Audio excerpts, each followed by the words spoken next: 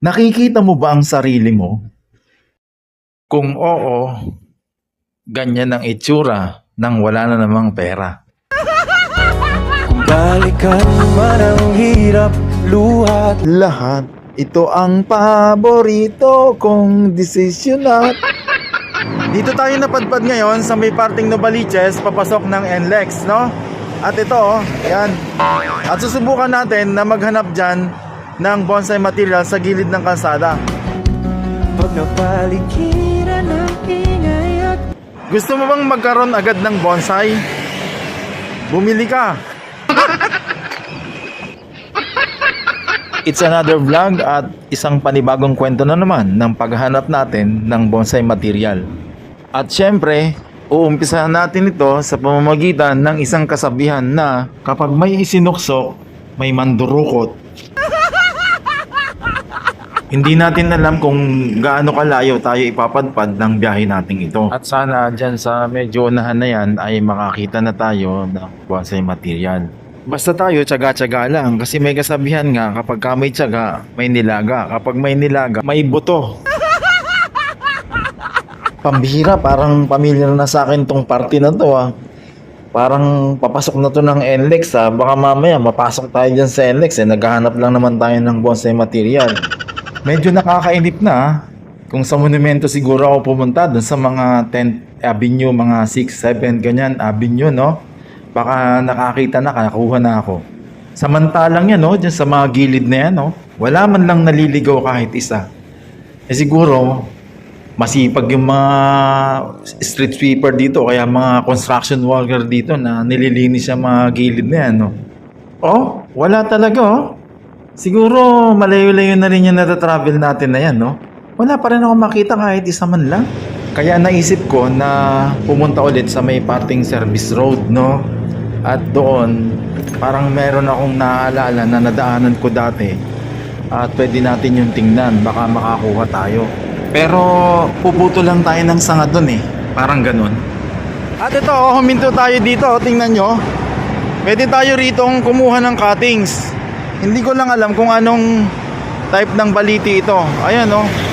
Dito yan sa may NLEX. At itong isa na to, ito pwede to oh. Diba? Sa tingin ko, yan na ang pinaka maganda. At dito, lalagariin lang, di ba? Tingnan nyo. Ang baliti na to ay may pagkahabig sa tiger bark. Pero ito yung madalas na ginagamit pang landscape sa garden. Nakakita naman na rin ako ng mga ganitong mga binobonsai. Kaya magandang klase rin to. Yun na ang pinaka madali. Ito pa, meron pa dito.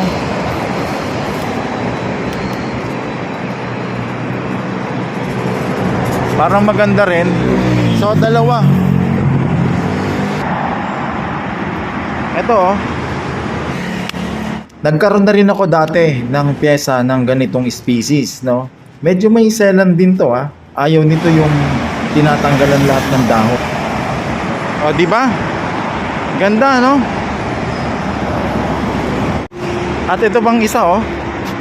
Nasaan na yun? Ayan, no? Madali lang kunin. Teka, paano ba? Mahirap pala. Pero tingin ko naman sa proper na pagkukulong o ICU technique, ay mabubuhay natin to.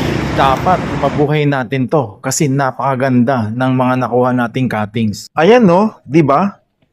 Talagang napaka-matured na oh. Yan ang mga materyales. Naalala ko yung ganito ko dati, cuttings din lang yon. Tapos ang ginawa ko, nung nabuhay na at nag-ugat, ginawa ko rock clasping. Baka alam nyo kung anong tawag sa ficus na to, paki-comment nyo dyan sa baba, no? Tanim na natin! Yan ang proseso na pinagdadaanan ng bawat isang bonsai. Kaya talagang kapag nakagawa ka ng isang finish na bonsai, masasabing mapepresyohan talaga ng mahal, no? Kasi hindi lang naman yung item dito ang binibili. Kasama na dyan yung effort, syempre, yung talento nung gumawa, di ba? Kasi skilled din yung paggawa ng bonsai eh. Yung iba nga tinatawag pang artist at saka master, di ba? Pero kung wala kayong panahon na mangolekta, katulad ganitong ginagawa ko, pwede kayong pumunta sa mga tindahan ng mga pang-garden, no, na halaman. Doon makakakita kayo doon ng mga pwedeng materyales.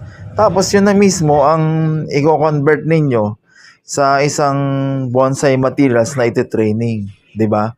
At least yun buhay na. Tama. Hahanap na lang kayo, baka may makita kayo na potential na, 'di ba? Titingnan nyo lang yung mga ganitong basic na itsura o projection ng mga bonsai pyesa, oh, 'di ba? At ang isa pang importante, mag-follow ka at mag-subscribe. Salamat.